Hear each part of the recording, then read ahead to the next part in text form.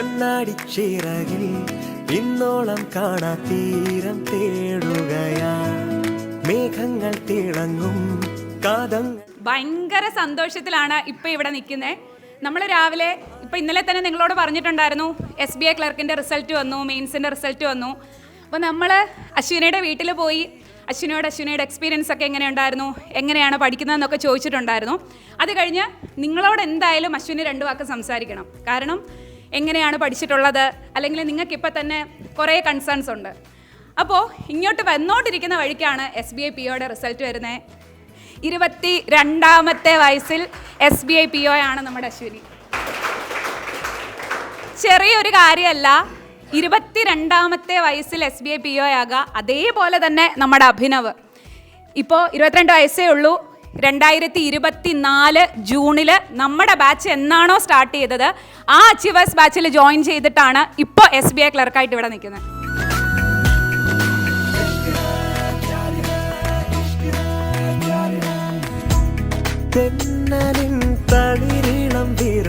അപ്പോൾ നമ്മളിപ്പോൾ നിൽക്കുന്നത് അശ്വിനിയുടെ വീട്ടിലാണ്.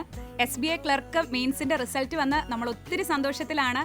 ആ ഒരു ഹാർഡ് വർക്കിന് ശരിക്കും ഫലം കിട്ടിയ ഒരു ദിവസമാണ്.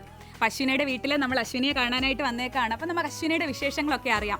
എങ്ങനെയാണ് അശ്വിനി പഠിച്ചത്, അല്ലെങ്കിൽ ഇത്ര വേഗത്തിൽ എങ്ങനെയാണ് ഈ ഒരു എക്സാം ക്രാക്ക് ചെയ്യാൻ പറ്റിയത്. അപ്പോൾ നമുക്കിനി ഒരുപാട് എക്സാംസ് വരാനുണ്ട്. അപ്പോൾ ആ എക്സാംസിന് അശ്വിനി എങ്ങനെയാണ് പഠിച്ചത്, എല്ലാ കാര്യങ്ങളും നമുക്ക് ഡീറ്റെയിൽഡ് ആയിട്ട് ചോദിക്കാം.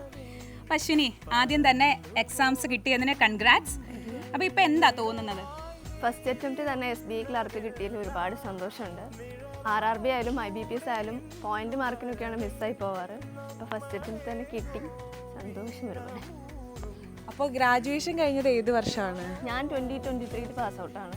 പിന്നെ അത് കഴിഞ്ഞിട്ട് 2024 ബാങ്ക് കോച്ചിങ് സ്റ്റാർട്ട് ചെയ്യുന്നത്. അതിൻ്റെ ഇടയ്ക്ക് കുറച്ച് PSC ഒക്കെ എഴുതിയിട്ടുണ്ടായിരുന്നു. പിന്നെ ബാങ്ക് കോച്ചിങ്ങിൽ തന്നെ സ്റ്റിക്ക് ഓൺ ചെയ്യാന്ന് വിചാരിച്ചത് എന്താ? വീട്ടിൽ നിന്ന് എല്ലാവരും പറഞ്ഞു ബാങ്കിങ് ആണ് നല്ലതെന്നൊരു പറഞ്ഞിട്ടുണ്ടായിരുന്നു. പിന്നെ ബാങ്കിങ് ആകുമ്പം പെട്ടെന്ന് ജോലി കിട്ടുമല്ലോ, പിന്നെ സെക്യൂർ ആയിട്ടുള്ള ജോബാണ്. അങ്ങനെ പിന്നെ ബാങ്കിങ് പോകാൻ തീരുമാനിച്ചു. ശരിക്കും 1 വർഷത്തിലാണ് എക്സാം ക്രാക്ക് ചെയ്തത് അല്ലേ? അപ്പോൾ അത് ശരിക്കും വലിയൊരു നേട്ടമാണ്. അപ്പോൾ എങ്ങനെയായിരുന്നു പ്രിപ്പറേഷൻ സ്ട്രാറ്റജി ഒക്കെ?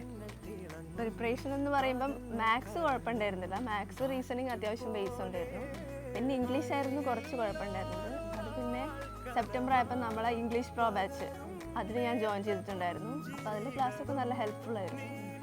പിന്നീടാണ് ഞാൻ മെയിൻസ് ബൂസ്റ്റർ ബാച്ചിൽ ജോയിൻ ചെയ്തത്. മെയിൻസ് ആയിരുന്നു കുറച്ച് സീനായിട്ടുണ്ടായിരുന്നത്, പോയിന്റ് മാർക്കിനൊക്കെ മിസ് ഔട്ട് ആവുന്നുണ്ട്. അപ്പം മെയിൻസ് ബൂസ്റ്ററിൽ ജോയിൻ ചെയ്തു. മിസ്സിൻ്റെ റീസണിങ് ക്ലാസ് ആകുമ്പം കുറേ കോൺസെപ്റ്റൊക്കെ മനസ്സിലാക്കാൻ പറ്റി. പിന്നെ സാറിൻ്റെ കോണ്ടിൻ്റെ ക്ലാസ് ആയാലും മിസ്സിൻ്റെ കറണ്ട് അഫെയറിൻ്റെ ക്ലാസ് ആയാലും എല്ലാം നല്ല ഹെൽപ്ഫുൾ ആയിരുന്നു. ഇപ്പം അശ്വിനി ശരിക്കും 2023 പാസ് ഔട്ട്. ഡിഗ്രി ഏത് സബ്ജക്റ്റ് ആയിരുന്നു? ഞാൻ BSc ഫിസിക്സ് ആയിരുന്നു. BSc ഫിസിക്സ് ആയിരുന്നു. അപ്പോൾ ഇത് കേൾക്കുമ്പോൾ ഇവർ വിചാരിക്കും ഫിസിക്സ് ആണ്, മാത്സിന് അത്യാവശ്യം ബേസ് ഒക്കെ ഉണ്ട്. അശ്വിനിക്ക് എന്താ തോന്നുന്നത്? അതായത് നമ്മൾ ഡിഗ്രിക്കൊക്കെ പഠിക്കുന്ന മാത്സിൻ്റെ ബേസ് ആണോ ശരിക്കും നമുക്കിത് ക്രാക്ക് ചെയ്യാൻ വേണ്ടത്? ഇപ്പം മാത്സ് ബാക്ക്ഗ്രൗണ്ട് ഇല്ലാത്ത ഒരാൾക്കും ഇത് ക്രാക്ക് ചെയ്യാൻ പറ്റുമോ? അശ്വിനിക്ക് എന്താ തോന്നുന്നത് ഇത്രയും നാളത്തെ ഒരു പ്രിപ്പറേഷനിൽ? ഷുവറായിട്ടും പറ്റും. ബിക്കോസ് നമ്മൾ ബാങ്കിങ്ങിൽ ഡിഗ്രിക്ക് പഠിക്കുന്ന പോലത്തെ മാത്സ് അല്ല പഠിക്കുന്നത്. നമ്മൾ ജസ്റ്റ് മൾട്ടിപ്ലിക്കേഷൻ, ഡിവിഷൻ, സിംപ്ലിഫിക്കേഷൻ അങ്ങനത്തെ ബേസിക് ആയിട്ടുള്ള കാര്യങ്ങളാണ് ചെയ്യുന്നത്. ജസ്റ്റ് പ്രാക്ടീസ് ചെയ്യുക, സ്പീഡ് കൂട്ടുക, അതാണ് വേണ്ടത് ബാങ്കിങ്ങിന് വേണ്ടി. അപ്പോൾ അശ്വിനി ഇപ്പോൾ പറഞ്ഞു നമ്മൾ സ്പീഡ് കൂട്ടണം എന്നുള്ള കാര്യം പറഞ്ഞില്ല, അതാണ് ഏറ്റവും ഇമ്പോർട്ടൻറ്റ്. കാരണം ബാക്കി ബേസിക് അരിത്തമാറ്റിക് ആണ് മാത്സിൻ്റെ കാര്യം എന്ന് പറഞ്ഞു, നമുക്ക് പഠിച്ചെടുക്കാൻ പറ്റുന്നതാണെന്നൊക്കെ പറഞ്ഞു അല്ലേ? അപ്പോൾ ഒന്ന് ആലോചിച്ച് നോക്കിയാൽ എത്രത്തോളം റിവിഷൻ ഇമ്പോർട്ടൻസ് ഉണ്ട്. കാരണം ഒരിക്കൽ പഠിച്ച് ചിലപ്പോൾ മറന്നു പോകും എന്നുള്ള കാര്യമുണ്ട്. അപ്പോൾ എത്രത്തോളം റിവൈസ് ചെയ്തിട്ടുണ്ട്? ഇപ്പോൾ കറണ്ട് അഫെയർസ് ആണെങ്കിലും ക്വാണ്ട് ആണെങ്കിലും ഇംഗ്ലീഷും റീസണിങ്ങും ഒക്കെ എത്രത്തോളം റിവിഷൻ ഇമ്പോർട്ടൻസ് ഉണ്ടായിരുന്നു അശ്വിനിയുടെ പ്രിപ്പറേഷനിൽ? കറണ്ട് അഫെയർസിൻ്റെ കാര്യം പറയുമ്പം ആദ്യം എക്സാം എഴുതുമ്പോൾ നമ്മൾ കുറേ ക്വസ്റ്റ്യൻസ് എവിടെയോ കണ്ടുപരിചയം ഉണ്ടാവും, പക്ഷെ ആൻസർ ഏതാ ടിക്ക് ചെയ്യേണ്ടതെന്ന് അറിയത്തില്ല. അപ്പോൾ പിന്നെ ലാസ്റ്റ് ആയപ്പോൾ ഞാൻ റിവൈസ് ചെയ്യാൻ തുടങ്ങി. 1 മാസത്തിൻ്റെ 2 പ്രാവശ്യം 3 പ്രാവശ്യമൊക്കെ എടുത്ത് വായിക്കിയിരുന്നു. പിന്നെ മാത്സിനെ സംബന്ധിച്ച് പറയുമ്പം ഫോർമുലാസ് അത് നമ്മൾ റിവൈസ് ചെയ്യണം. പിന്നെ റീസണിങ്ങിലും അങ്ങനെ ആൽഫബറ്റിൻ്റെ നമ്പേഴ്സ്, പിന്നെ കോൺസെപ്റ്റ് ഒക്കെ ജസ്റ്റ് റിവൈസ് ചെയ്യുക. അതേപോലെ ഇംഗ്ലീഷിൽ റൂൾസ് റിവൈസ് ചെയ്യുക, അതൊക്കെയായിരുന്നു ചെയ്തുകൊണ്ടിരുന്നത്. അപ്പോൾ ശരിക്കും ഒരു പ്രിപ്പറേഷൻ സ്ട്രാറ്റജി എങ്ങനെയായിരുന്നു? ഇപ്പോൾ ഒരു ബാങ്കിങ് ആസ്പിറൻ്റ് ആകുമ്പോൾ ഒരു ദിവസത്തിലെ ടൈം എങ്ങനെയാണ് മാനേജ് ചെയ്തുകൊണ്ടിരുന്നത്? ഒരു ദിവസം എത്ര അവേഴ്സ് പഠിക്കുമായിരുന്നു? അതേപോലെ നമുക്ക് 4 സബ്ജക്റ്റ് ഉണ്ട്, ക്വാണ്ടിറ്റേറ്റീവ് ആപ്റ്റിറ്റ്യൂഡ്, റീസണിങ്, ഇംഗ്ലീഷ്, അതേപോലെ തന്നെ ജനറൽ അവയർനെസ്, ബാങ്കിങ് അവയർനെസ്സും. ഈ 4 സബ്ജക്റ്റും എങ്ങനെയാണ് പഠിച്ചത്? എല്ലാ സബ്ജക്ട്സും ഒരു ദിവസം പഠിക്കുമായിരുന്നു? എങ്ങനെയായിരുന്നു അശ്വിനിയുടെ ഒരു സ്ട്രാറ്റജി? അപ്പോൾ സ്റ്റാർട്ടിങ്ങിൽ തന്നെ ഞാൻ ചെക്ക് ലിസ്റ്റ് ചെയ്യുമായിരുന്നു. ക്വാണ്ടായാലും റീസണിങ് ആയാലും ചെക്ക് ലിസ്റ്റ് ചെയ്തുകൊണ്ടാണ് പഠിച്ചുകൊണ്ടിരുന്നത്. അത് RRB ആയിരുന്നു ഫസ്റ്റ് എക്സാം വന്നുകൊണ്ടിരുന്നത്. അപ്പോൾ ഇംഗ്ലീഷിന് വല്ലാണ്ട് പ്രാധാന്യം കൊടുത്തിരുന്നില്ല. അപ്പം ഡെയിലി ഒരു 10 സിംപ്ലിഫിക്കേഷൻ, നമ്പർ സീരീസ്, അരിത്തമെറ്റിക്, റീസണിങ്ങിൽ പസിൽസ്, മിസ്ലേനിയസ്, അങ്ങനെ ഞാൻ ഡെയിലി പ്രാക്ടീസ് ചെയ്ത് പോകുമായിരുന്നു. ആ സമയത്ത് ക്ലാസ് ഉള്ളതുകൊണ്ട് രാവിലെ ഒരു 6 മണിക്ക് സ്റ്റാർട്ട് ചെയ്യും. 8 മണിക്കാണ് ഞാൻ വീട്ടിൽ നിന്ന് ഇറങ്ങാറ്. അപ്പം ആ ഒരു 2 മണിക്കൂർ, പിന്നെ വന്നിട്ട് ഒരു 4 മണിക്കൂറൊക്കെ ഇരിക്കും. അപ്പം മൊത്തത്തിൽ ഒരു 8 മണിക്കൂറോളം പഠിച്ചുകൊണ്ടിരുന്നു. 3 മോക്കൊക്കെ എടുക്കുമായിരുന്നു പ്രിലിംസിൻ്റെ സമയത്ത്. പിന്നെ മെയിൻസിൻ്റെ സമയമായപ്പം ഡെയിലി ഒരു മെയിൻസ് മോക്ക് എടുക്കും, പിറ്റേ ദിവസം അനാലിസിസ് ചെയ്യും. അപ്പം എൻ്റെ സബ്ജക്റ്റ് റീസണിങ് ആണ്. അപ്പോൾ എല്ലാവരും റീസണിങ്ങിനകത്തിൽ പറയുന്ന ഒരു കാര്യമാണ് പസിൽസ് ബുദ്ധിമുട്ടാണ്, അല്ലെങ്കിൽ ഇപ്പോൾ പ്രിലിംസ് ആണെങ്കിലും 35 ക്വസ്റ്റ്യൻസ് 20 മിനിറ്റേ സമയമുള്ളൂ, മെയിൻസിനാണെങ്കിലും നമുക്ക് നമ്പർ ഓഫ് ക്വസ്റ്റ്യൻസ് കൂടുതലാണ്, ടൈം കുറവാണ്. അപ്പോൾ ഈ ഒരു സെക്ഷണൽ ടൈമിങ്ങും സെക്ഷണൽ കട്ട് ഓഫും ഒക്കെ എങ്ങനെയാണ് മെയിൻറ്റെയിൻ ചെയ്യാൻ പറ്റിയത്? റീസണിങ് എളുപ്പമാക്കാൻ അശ്വിനിക്ക് എന്ത് ടിപ്സാണ് ഇനിയുള്ള ആസ്പിറൻസിന് കൊടുക്കാനുള്ളത്? പ്രാക്ടീസ് ചെയ്യുക, അത് തന്നെയാണ് ഏറ്റവും കൂടുതൽ ചെയ്യേണ്ടത്. എടാ, ബാങ്ക് എക്സാമിന് പ്രിപ്പയർ ചെയ്യുന്ന ആസ്പിറൻസ് പൊതുവെ എല്ലാവരും ആദ്യം ക്വാണ്ട് പഠിക്കും, പിന്നെ റീസണിങ് പഠിക്കും. ഏറ്റവും ആദ്യം എല്ലാവരും ആസ്പിറൻസ് ലീസ്റ്റ് പ്രയോറിറ്റി കൊടുക്കുന്ന സബ്ജക്റ്റാണ് കറണ്ട് അഫെയർസ് എന്ന് പറയുന്നത്. പക്ഷേ അവസാനം ഏറ്റവും ഒരു വില്ലനാവുന്ന സബ്ജക്റ്റാണ് കറണ്ട് അഫെയർസ് അല്ലേ? അപ്പോൾ എങ്ങനെയായിരുന്നു അശ്വിനിയുടെ ഒരു പ്രിപ്പറേഷൻ സ്ട്രാറ്റജി? കറണ്ട് അഫെയർസ് പഠിക്കുക എന്ന് പറയുമ്പോൾ എല്ലാവരും വായിച്ചു പോകും, പക്ഷേ നമ്മൾ തോന്നും എവിടെയോ ഇത് ഞാൻ കണ്ടിട്ടുണ്ട്, ക്ലാസ്സിൽ മിസ് പറഞ്ഞിട്ടുണ്ട്, പക്ഷേ ഉത്തരം ഏത് ഇതാക്കണമെന്ന് അറിയില്ല. എങ്ങനെയാണ് അത് ടാക്കിൾ ചെയ്തത്? ആക്ച്വലി ഈ സെയിം തിങ് ഞാനും ചെയ്തിരുന്നു RRBയുടെ സമയത്ത്. അപ്പോൾ പ്രിലിംസ് ക്രാക്ക് ചെയ്തതിന് ശേഷമാണ് RRBക്ക് വേണ്ടി കറണ്ട് അഫെയർസ് പ്രിപ്പയർ ചെയ്ത് തുടങ്ങിയത്. പിന്നെ അതിനുശേഷം മനസ്സിലായി ഇങ്ങനെ ചെയ്താൽ പറ്റില്ല എന്ന്. അപ്പം പിന്നെ ഞാൻ ഡെയിലി പഠിക്കാൻ തുടങ്ങി. മിസ്സിൻ്റെ ക്ലാസ് ആയാലും ഇടയ്ക്ക് കാണും, ഒന്നും കൺസിസ്റ്റൻസി ഉണ്ടായിരുന്നില്ല കേട്ടോ. പക്ഷേ മിസ്സിൻ്റെ ക്ലാസ് അധികം ഞാൻ റിവിഷനായിരുന്നു യൂസ് ചെയ്യാറ്. നമ്മൾ പഠിച്ചിട്ട് പിന്നെ അത് കാണുമ്പം കുറച്ചും കൂടി മൈൻഡിൽ നിൽക്കാൻ ഹെൽപ്ഫുൾ ആയിരുന്നു. അങ്ങനെ ഈ ഡെയിലി പഠിച്ചു കഴിഞ്ഞിട്ട് വീക്കിലി ഞാൻ ഇടയ്ക്ക് എടുത്ത് വായിക്കും. പിന്നെ ഇടയ്ക്ക് ഞാൻ ക്യൂസ് ചെയ്ത് നോക്കാറുണ്ട്, അതും നല്ല ഹെൽപ്ഫുൾ ആയിരുന്നു റിവൈസ് ചെയ്യാൻ വേണ്ടിയിട്ട്. അപ്പോൾ ഒരു ആദ്യം പഠിക്കുമായിരുന്നില്ല, പിന്നെയാണ് പഠിച്ചു തുടങ്ങിയത്. അതൊരു വലിയ ബുദ്ധിമുട്ടാവുന്ന പിന്നെയാണ് മനസ്സിലായത് അല്ലേ? ഈ RRB PO ചെയ്തപ്പോൾ അങ്ങനെയായിരുന്നു. കുറേ ക്വസ്റ്റ്യൻസ് ഞാൻ അറിയുമെന്ന് വിചാരിച്ച് കുത്തി, അപ്പോൾ അതൊക്കെ നെഗറ്റീവ് അടിച്ചു. അതാണ്. അപ്പോൾ പിന്നെ പോയിന്റ് മാർക്കിനാണല്ലോ അത് പോയത്. അപ്പോൾ അതെനിക്ക് ഭയങ്കര സങ്കടമായി. അപ്പോൾ അതിനുശേഷം ഞാൻ പിന്നെ നല്ലപോലെ പഠിക്കാൻ തുടങ്ങി. അപ്പോൾ ഇപ്പോൾ പഠിച്ചുകൊണ്ടിരിക്കുന്ന ആസ്പിറൻസ് ആണെങ്കിലും നമുക്ക് ക്ലാസ്സിലാണെങ്കിലും കാണാൻ പറ്റും, പ്രിലിംസ് കഴിയുന്നവരെ ആരും ക്ലാസ്സിൽ വരില്ല, മെയിൻസ് കഴിയുമ്പോഴത്തേക്ക് പിന്നെ തിരക്കാണ് ക്ലാസ്സിൽ. അപ്പോൾ അങ്ങനെ ആസ്പിറൻസിൻ്റെ അടുത്ത് എന്താണ് അശ്വിനിക്ക് പറയാനുള്ളത് കറണ്ട് അഫെയർസിൻ്റെ കാര്യത്തിൽ? കറണ്ട് അഫെയർസ് നമ്മൾ സ്റ്റാർട്ടിങ്ങിൽ നോക്കി പോകണം, എന്നാലേ നമുക്ക് ആ ഒരു സമയത്തേക്ക് കറക്റ്റായിട്ട് കിട്ടത്തുള്ളൂ. ഇതിപ്പോൾ നമ്മൾ ലാസ്റ്റിലേക്ക് നോക്കുകയാണെങ്കിൽ ലാസ്റ്റ് കുറേ ബേർഡനായിട്ട് കിടക്കും.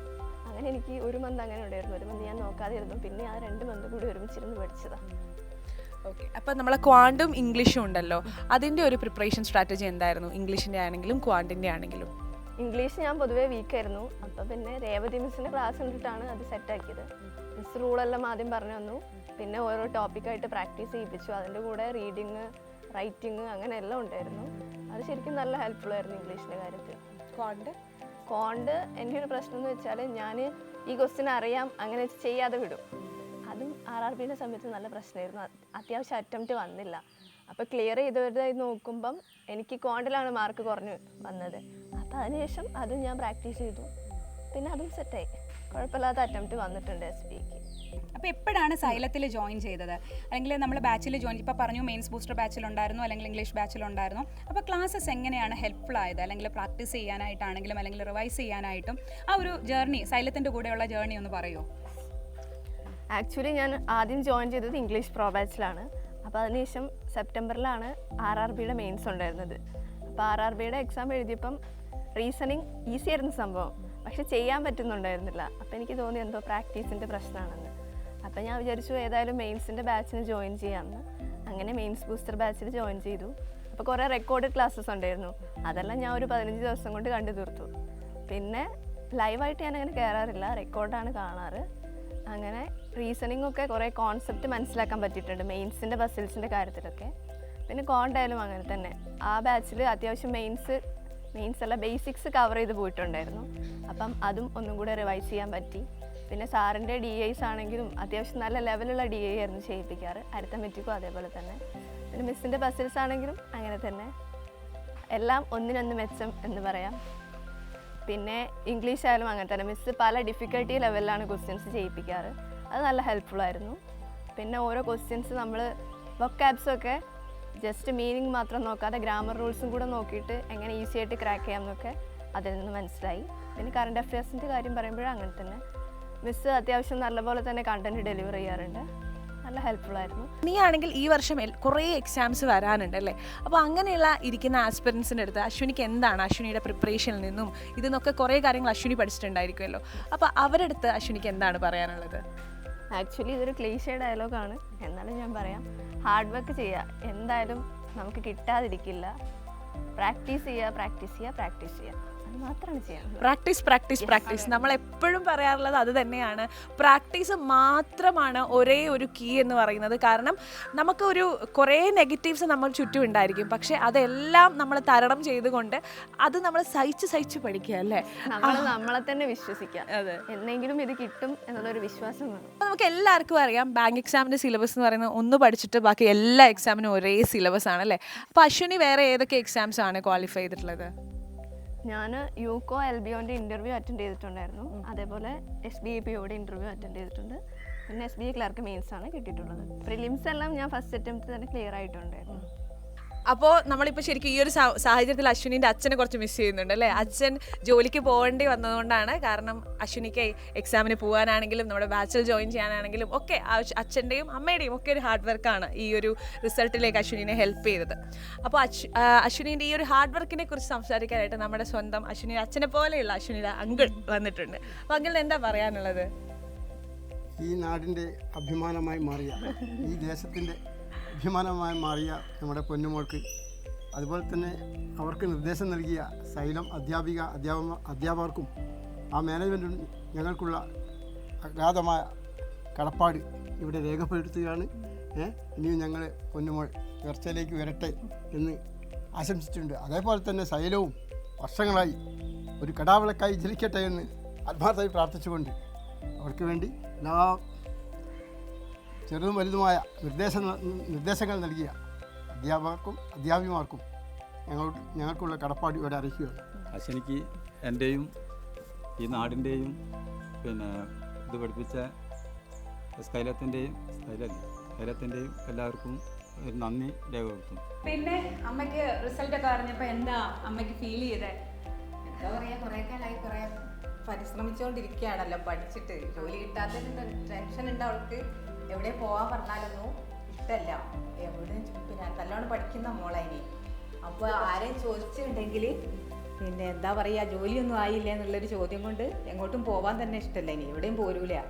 ഇപ്പം എന്താ പറയുക, ഇത് കിട്ടിയോണ്ട് നല്ലൊരു സന്തോഷമുണ്ട്. ഇപ്പം ശരിക്കും SBI PO മെയിൻസ് കിട്ടിയെന്ന് പറഞ്ഞല്ലോ, അപ്പം ഇൻ്റർവ്യൂ കഴിഞ്ഞു. അപ്പോൾ ഇനി എന്താ ഫ്യൂച്ചർ പ്ലാൻസ്? SBI PO കിട്ടിയാൽ അങ്ങോട്ടേക്ക് പോവോ? PO കിട്ടിയാൽ പോകണം എന്നാണ് ഇപ്പോൾ വിചാരിക്കുന്നത്. എന്തായാലും ക്ലർക്ക് അല്ലായിരുന്നു എൻ്റെ ടാർഗറ്റ്, PO ആയിരുന്നു ടാർഗറ്റ്. എല്ലാവരും കേൾക്കേണ്ട ഒരു കാര്യമാണ്. മെജോറിറ്റി ആസ്പിറൻസിനോട് ചോദിച്ചാൽ ഞങ്ങൾക്ക് PO വേണ്ട, ക്ലർക്ക് മതി എന്നാണ് പറയാം. അപ്പം ഞാൻ എപ്പോഴും പറയുന്ന ഒരു കാര്യമാണ്, പ്രിപ്പറേഷനിൽ ഒരിക്കലും നിങ്ങൾ ആ ഒരു ഡിഫറൻസ് വരുത്തരുത്. ക്ലർക്ക് മതി എന്ന് പറയുമ്പോൾ ലെവൽ കുറവുള്ള ക്വസ്റ്റ്യൻസ് ചെയ്യാം, ലെവൽ കൂടിയ ക്വസ്റ്റ്യൻസ് ചെയ്യാതെ ഇരിക്കുക. അപ്പം നമുക്കത് ക്രാക്ക് ചെയ്യാൻ പറ്റില്ല. അല്ലെങ്കിൽ PO ആണെങ്കിൽ ഭയങ്കര സ്ട്രെസ്സാണ്, എക്സാം ഭയങ്കര ഡിഫിക്കൽട്ടാണ്, കിട്ടില്ല. അപ്പോൾ അവരോടൊക്കെ എന്താ പറയാനുള്ളത്? ഇങ്ങനെ സ്ട്രെസ്സാണ് അല്ലെങ്കിൽ എനിക്ക് അത്രയും ഒരു ഹൈ ലെവൽ പൊസിഷൻ വേണ്ട എന്ന് പറയുന്നവരോട് എന്താ അശ്വിനിക്ക് പറയാനുള്ളത്? സ്ട്രെസ്സാണെന്നുള്ള കാര്യം ഞാൻ ഇപ്പോഴും നല്ലപോലെ കേട്ടുകൊണ്ടിരിക്കുന്നുണ്ട് SBIPOയുടെ എക്സാം കഴിഞ്ഞപ്പം. പക്ഷേ എൻ്റെ മൈൻഡ് സെറ്റ് എന്താണെന്ന് ഞാൻ അവിടെ പോയാലല്ലേ എനിക്ക് മനസ്സിലാക്കാൻ പറ്റൂ എന്നാണ് ഞാൻ വിചാരിക്കുന്നത്. ഒറ്റ സിലബസും ഒരുപാട് പരീക്ഷകളുമാണ് നമ്മളുടെ ഈ ഒരു ബാങ്കിങ് സെക്ടറിൻ്റെ ഏറ്റവും വലിയൊരു അഡ്വാൻറ്റേജ്. അപ്പോൾ ഒരു എക്സാം എഴുതി എന്തെങ്കിലും ഒരു പോയിന്റ് സംതിങ്ങിന് പോയാലും ഇതേ സിലബസിൽ വെച്ചിട്ട് നമുക്ക് ഒരുപാട് എക്സാംസ് എഴുതാം. അപ്പോൾ എനിക്ക് ക്ലർക്ക് മതി, ക്ലർക്ക് മാത്രമേ ഞാൻ എഴുതത്തുള്ളൂ, PO എഴുതണ്ട എന്ന് പറയുന്നവർക്കുള്ള ഉദാഹരണമാണ് ശരിക്കും അശ്വിനി. എല്ലാ എക്സാംസും എഴുതില്ലായിരുന്നോ? എഴുതാറുണ്ട്. അപ്പോൾ അത് തന്നെയാണ്, എക്സാംസ് എഴുതിയാണ് നമ്മൾ ശരിക്കും ആ ഒരു ലെവലിലേക്ക് എത്തുക. അപ്പോൾ നിങ്ങളെല്ലാവരും അശ്വിനി പറഞ്ഞ കാര്യങ്ങളും കേൾക്കുക, അതുകൂടാതെ നന്നായിട്ട് പ്രിപ്പയർ ചെയ്യുക. നമ്മൾ ഓരോരുത്തരും ഓരോ ഇൻഡിവിജ്വൽ ആണ്, നമുക്ക് ഏറ്റവും ബെറ്റർ ആയിട്ടുള്ള സ്ട്രാറ്റജി ഏതാണെന്ന് നിങ്ങൾ സ്വയം മനസ്സിലാക്കുക, നന്നായിട്ട് പ്രിപ്പയർ ചെയ്യുക. 2025 വരാനിരിക്കുന്ന എല്ലാ എക്സാംസിനും വേണ്ടി wish you all the best.